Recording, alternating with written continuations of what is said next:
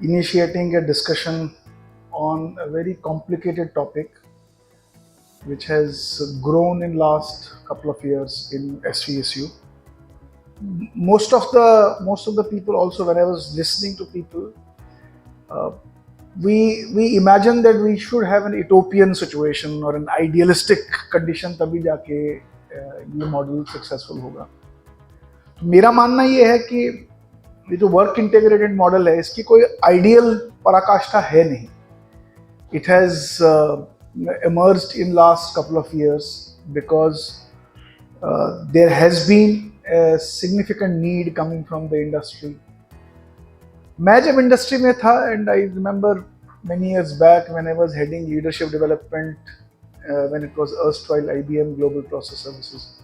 हम लोग इंडस्ट्री से जब कोलैबोरेट करते थे यूनिवर्सिटीज़ के साथ, तो हमारा एक परसेप्शन था यूनिवर्सिटीज़ के लिए कि यार करना खुद ही पड़ेगा, इनके ऊपर हम ज़्यादा रिलाई नहीं कर सकते, क्योंकि हम जब भी, मैं उनका नाम नहीं लूँगा, अच्छे इंस्टीट्यूशंस थे. Think my part of the classroom is over. Now the student will figure out what he or she has to do when he or she lands up in the industry for OJT. I think that is something which we need to correct the definition of OJT.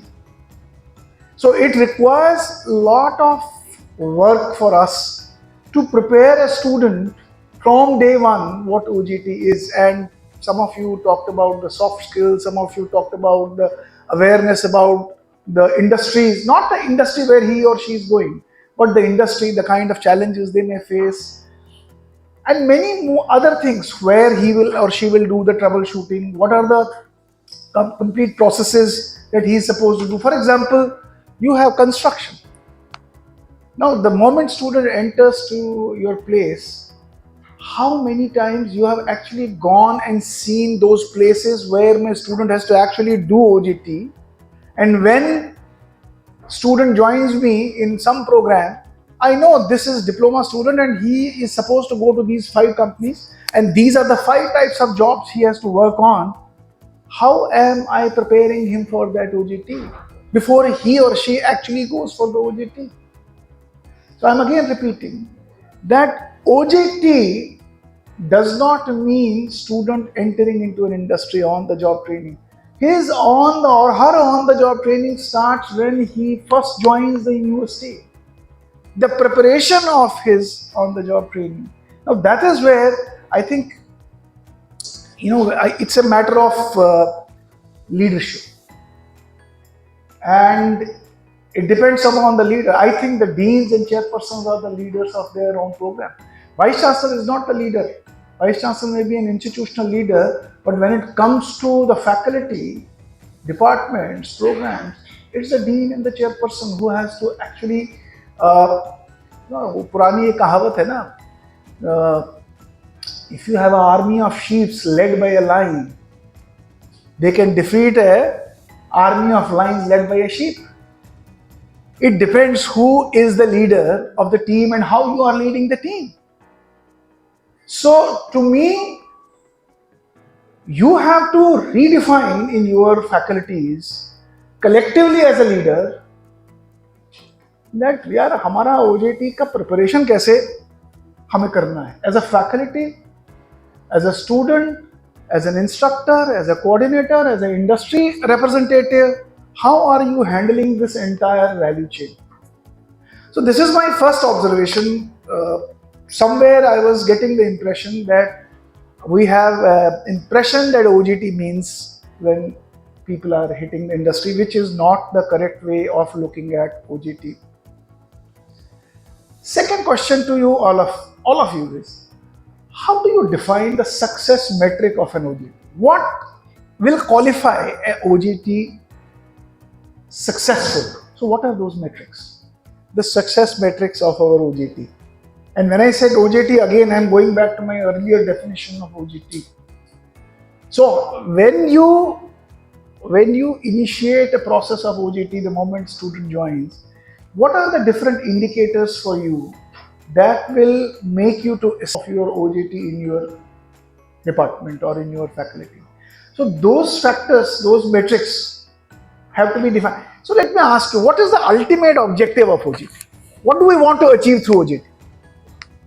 हम इतनी सारी trainings कराते हैं बच्चों की, OJT भी कराते हैं, ट्रेनिंग भी कराते हैं, पढ़ाते भी हैं. Ultimately what will determine the effectiveness of all that what we are doing, उसके इंडिकेटर्स क्या होंगे?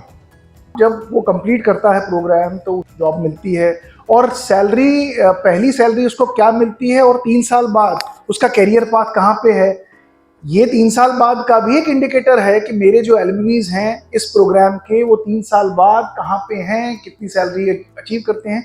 Definitely these are going to be the indicators of the effectiveness of the programme.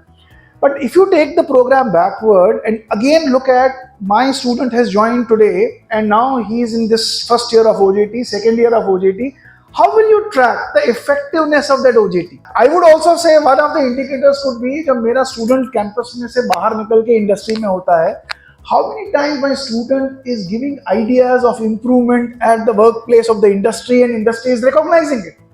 किसी ने सवेरे कहा था कि OJT plus projects, how many times our students in the industry are able to sense, identify certain areas of improvements in the form of projects at the workplace, and they are being mentored and guided by the coordinators or the professors or teachers of the university.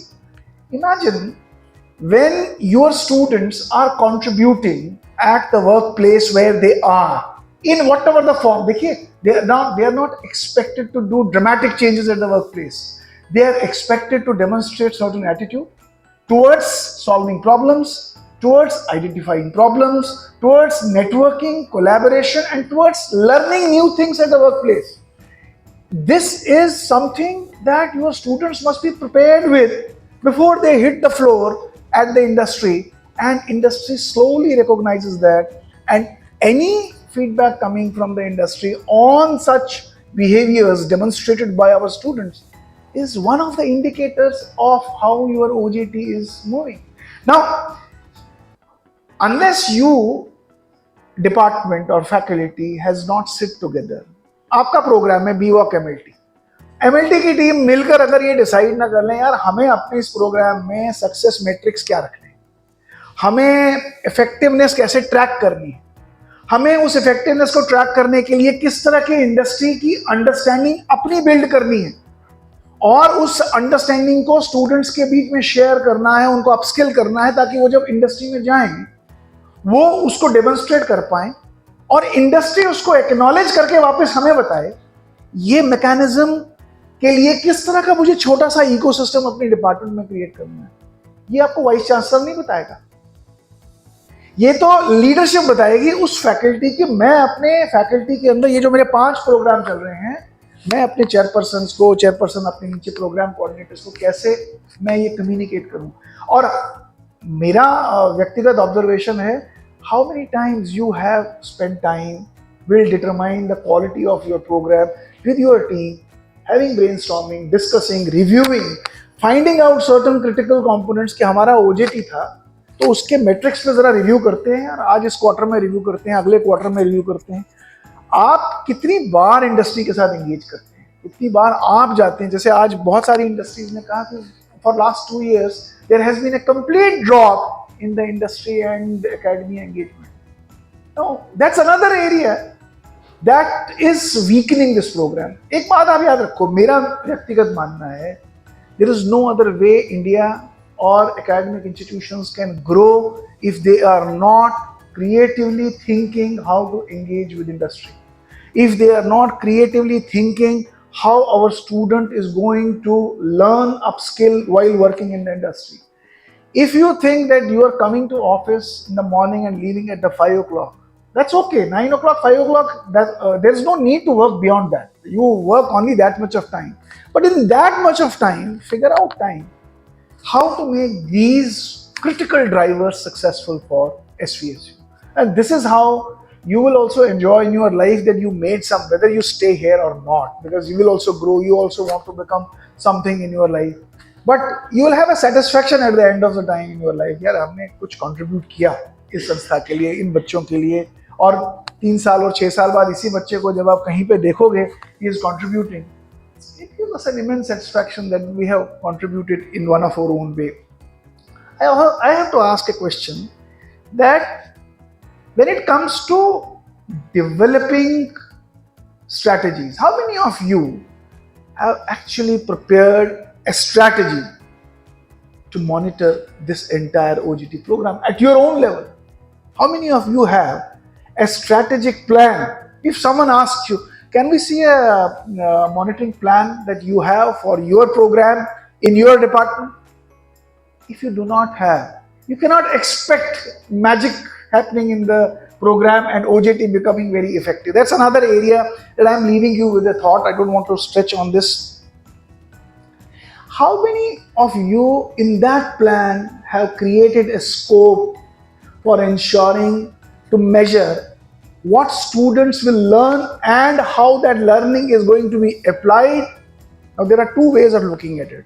One is you have a curriculum in the classroom, and you may not have a curriculum at the workplace. How are you looking at the curriculum in the classroom, learnings and getting application applied at the workplace? Now, it will not happen without you going to the workplace and understanding, यार मेरा curriculum तो ये है, मैंने इस workplace पे जाके ये बनाया है, तो क्या ये curriculum में जो first semester में, second semester में teach कर रहा हूँ, इसको कोई scope मिल रही है वहाँ apply करने की? For example, they are going to Hero. Now, they are put on lines. And they are put on lines, they have to do run-of-the-mill job. उन्हें machine के ऊपर packing करनी है, manufacturing का कोई process करना है. उसमें हो सकता है only 20% of a scope you have to create for application of what they are learning in the class. 80% times they may do the general work. But how many of you have actually done that? How many of you have actually prepared? Here at the end, can I figure out? हम industry में उसको बोलते थे skill matrix. मेरा ये programme है जो मेरा VWalk ABC जो भी है, इसमें फर्स्ट ईयर में क्या स्किल मैट्रिक्स होना चाहिए, यानी स्टूडेंट क्या क्या स्किल सीख के आता है इंडस्ट्री से, और अगर मुझे फर्स्ट ईयर के एंड पे अपने स्टूडेंट्स की असेसमेंट करनी है तो मेरे स्टूडेंट का स्किल मैट्रिक्स ये होगा. अब उसमें जैसे प्रोफेसर राठौर ने कहा, आपका जॉब रोल भी है. अब जॉब रोल में बहुत सारे नॉसेस हैं, तो हो सकता है आपका जॉब रोल फर्स्ट ईयर में कंप्लीट होता है या it is spread for 2 years. तो फर्स्ट ईयर में कौन से नॉस पे वो स्किल हो गया, वही तो स्किल मैट्रिक्स का एक पार्ट बन सकता है. But how many of we are actually doing work on it? उसको मेजर करना, उसको असेस करना और उसको फिर डॉक्यूमेंट करना अपने स्ट्रेटेजिक प्लान डॉक्यूमेंट में. एक बड़ा इंपॉर्टेंट पॉइंट है कि स्टूडेंट्स की भी बड़ी सारी चैलेंजेस हैं, but most of the times I have seen students are left high and dry. A model can never work if all the stakeholders are not taken care. मुझे लगता है कि ये यूनिवर्सिटीज़ में इस तरह की मीटिंग्स नहीं होती हैं कि हम OJT के ऊपर ब्रेनस्टॉर्मिंग करेंगे. We are a very different university and we have a very different capacity and capability in the campus. आप सब लोग फैंटास्टिक हो. आप ज़रा सा अगर अपने वर्किंग स्टाइल में, वर्क ऑपरेशनल मेथड में थोड़ी सी आप चेंजेस लाओगे तो मुझे लगता है कि we can create lot of value. और अगर हम इसी तरह स्टूडेंट्स के भी कंसर्न्स का कोई मैकेनिज्म आइडेंटिफाई करें, आज की डेट में कोई स्ट्रक्चर्ड मैकेनिज्म नहीं है कि हम स्टूडेंट्स के कंसर्न्स को डॉक्यूमेंट करके उसको एड्रेस कर सकें. और बहुत जगह पे मुझे ऐसा लगता है कि या तो स्किल इंस्ट्रक्टर्स को, कोऑर्डिनेटर्स को, मास्टर्स को, असिस्टेंट प्रोफेसर्स को आपस में कोई कोऑर्डिनेशन नहीं है, एक दूसरे को सपोर्ट नहीं कहीं मिलता बहुत जगहों पे. ये भी एक डीन का, चेयरपर्सन की एक बहुत बड़ी रिस्पॉन्सिबिलिटी है कि मेरे स्कोप में जो काम है उसमें कोई भी नीचे हाई एंड ड्राई ना रहे, उन्हें सपोर्ट मिले, उन्हें मेरी लीडरशिप का इनपुट मिले, उन्हें मेरी गाइडेंस मिले, उन्हें मेरी मोटिवेशन मिले, और मैं भी इंडस्ट्री में जाके टाइम टू टाइम कुछ नए थॉट्स लेके आऊं और अपनी टीम के साथ शेयर करूं. आपको इस प्रोग्राम को सक्सेसफुल बनाने के लिए कम्युनिकेशन स्ट्रैटेजी विद इंडस्ट्री भी बनानी पड़ेगी. अगर आप इंडस्ट्री के साथ कोई कम्युनिकेशन स्ट्रैटेजी नहीं बनाओगे, आप उसको विद टाइम छोड़ दोगे, चलो जब भी बुला लेंगे तो चले जाएंगे, जब कोई कंसर्न आएगा तो बात कर लेंगे. I think that is another offense I will call to defeat this entire purpose of the and the objective of the program. I think leaders of your team, चाहे वो dean है, चाहे chairperson है, you have to make people accountable to create certain communication plans with industry. जहाँ पे आप उसके साथ चले जाएं, भाई once in a quarter I will go to this industry. चलो आज मैं आपके साथ चलता हूँ, fix up some meetings and let meet them. So watch your people working. Go and see some processes. Go and interact with some people. Find out what they are talking about. And if you get some idea, bring them back in your classroom. Ask your team to work on those pieces is something. But credibility building with industry, what I heard in the morning, this may be more with the industry. I think credibility building and collaboration is very important. How industry sees us, we have heard in the morning. In last 2 years, what has been happening, we have heard in the morning. One person is not responsible. The entire institution is accountable towards this model. And unless you take some steps on that. And the last part in this is, how are you collating feedback? Every quarter there must be some feedback on doing well, not doing well, and how you are working on that, and how you are ensuring जहाँ पे gaps नजर आ रही हैं वहाँ पे आप उनको address कर रहे हैं. और ये किसी डीन लेवल पर नहीं होगा, यहाँ ये dean of the faculty, chairperson of the faculty उस लेवल पर होगा. ये उस लेवल की लीडरशिप का काम है. और जो प्रोग्राम के लीडर्स हैं, मतलब आप, मेरा प्रोग्राम बीवॉक है, मेरे को अपने प्रोग्राम का तो 100% मॉनिटरिंग करनी है, 100% एक्शंस लेनी है, ये आपका काम है. और तभी जाके वो आपका जो पिरामिड है ना, वो चेन ऊपर जाएगी. फिर ऊपर वाला भी या तो कभी कभी जैसे अभी सुरेश जी ने डेलीगेट कर दिया था, डाउनवर्ड डेलीगेशन, अपवर्ड डेलीगेशन भी करनी पड़ेगी. कभी कभी नीचे वालों को ऊपर वालों को पुश करना पड़ेगा कि भाई आपकी इंटरवेंशन की जरूरत है, प्लीज बैठिए. तो अपवर्ड डेलीगेशन को भी आप नीचे वाले लोग इस्तेमाल करें.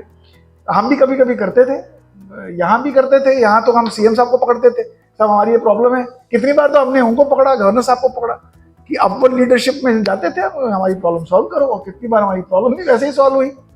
तो आपको भी करना पड़ेगा नीचे से ऊपर और अपनी प्रॉब्लम्स को सॉल्व करना. मेरा साथ में एक ऑब्जर्वेशन और भी है कि वो ये है कि प्रोफेसर सुरेश ने भी अच्छी बात बताई. With time, you will have to relook at program nomenclatures. Now that NCRF has come, तो NCRF सबके लिए अब बराबर है, चाहे वो BWOC चलाओ या BSc चलाओ या BTech चलाओ. 50% एक्सपीरियंस एंड 50%. नाउ उन्होंने वो स्पेस दे दी है आपको. आप अपने नॉमिनक्लेचर्स को भी रिव्यू कर सकते हो. जैसे अभी हमने BWOC को BBA में कन्वर्ट कर दिया, आप किसी BWOC को BSc में कन्वर्ट कर दिया, depending upon the need and the requirement.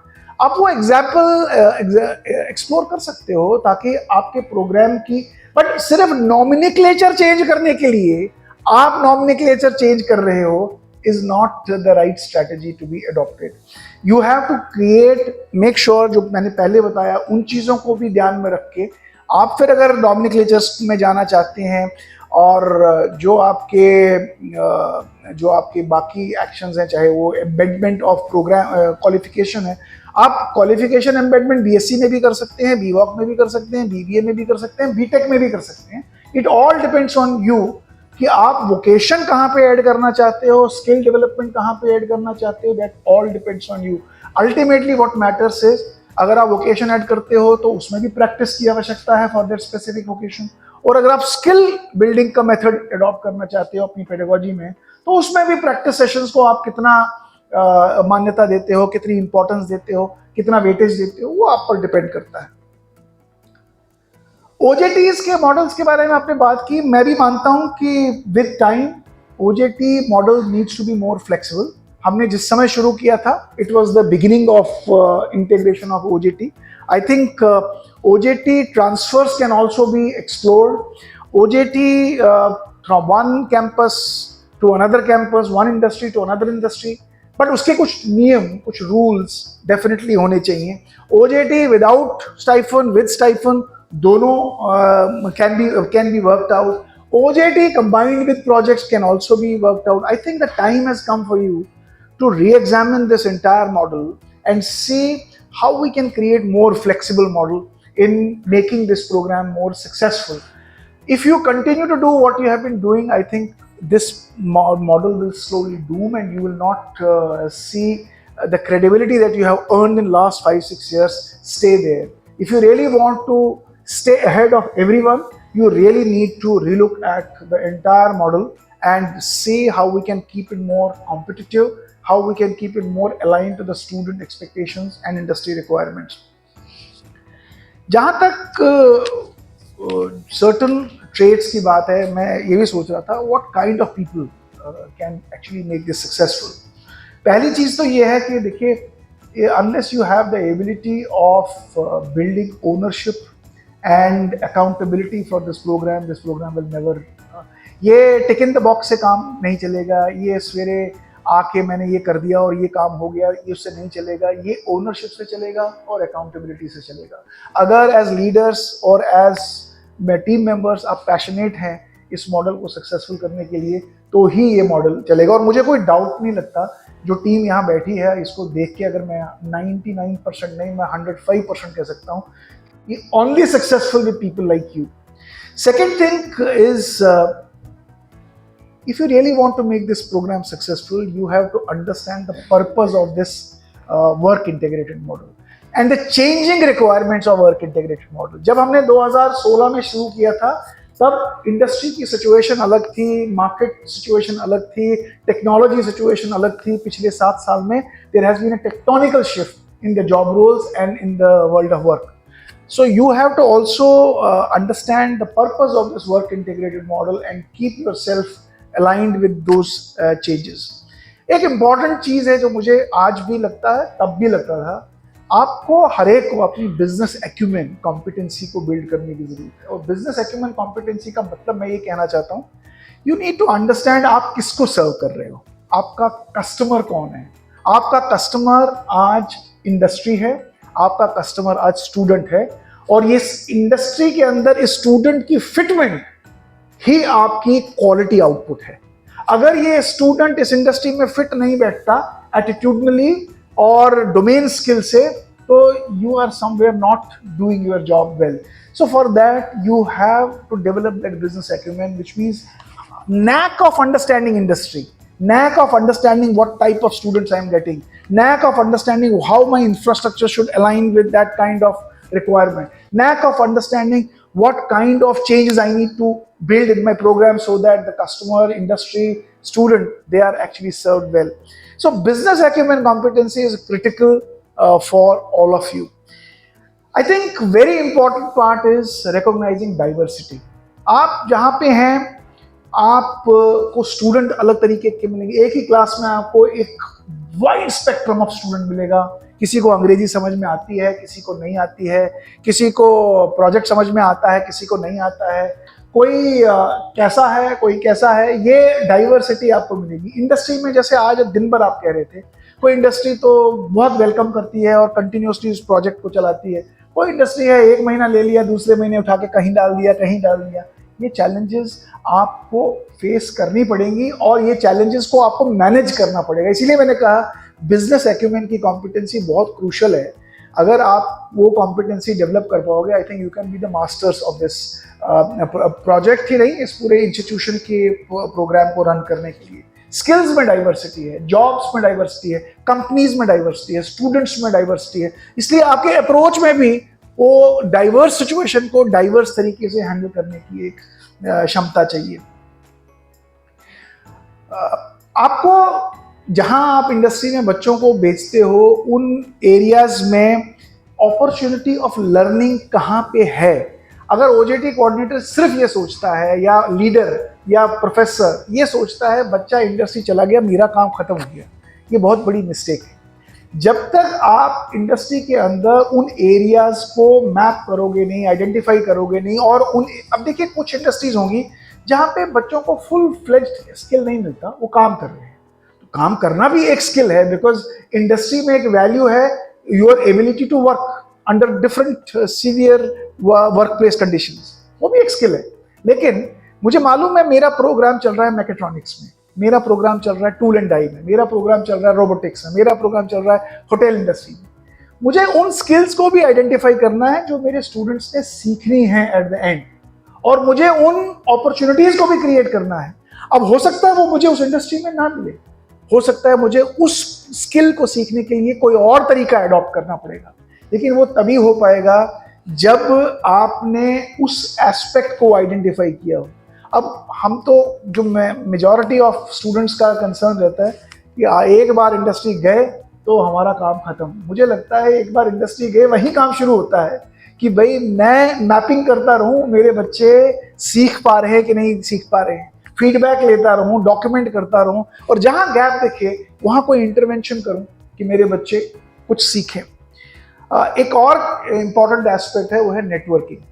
आप सब लोग इंडस्ट्री से नेटवर्क नहीं करेंगे तो आप गलत एक्सपेक्टेशन रख रहे हैं कि अमीश अमाया जैसे लोग आपको इंडस्ट्री का वो क्या कहते हैं टोकरी लेके सामने आएंगे। ये पॉसिबल नहीं है। एक और चीज आपको बताऊंगा, देखिए आप जिस जगह काम कर रहे हैं, जिस रोल में काम कर रहे हैं, जिस पर्पज से ये काम कर रहे हैं, यहाँ एम्बिग्यूटीज बहुत हैं। I think all of you need to learn the ability to work with ambiguities. तो मैं आप लोगों से आग्रह करूंगा कि जो ये एम्बिग्यूटी का माइंडसेट है और जो ये कंफर्ट का माइंडसेट है, प्लीज इसको छोड़े और मैं कुछ भी नहीं करने को है तो कुछ निकालिए करने के लिए। क्या कुछ आज मैं कर सकता हूँ, किसी चीज को इंप्रूव ही कर सकता हूँ क्या, कोई प्रोजेक्ट ही कर सकता हूँ क्या, कहीं कंट्रीब्यूट ही कर सकता हूँ क्या, किसी को मेंटर ही कर सकता हूँ क्या, कुछ भी। मतलब don't sit in the comfort zone at all.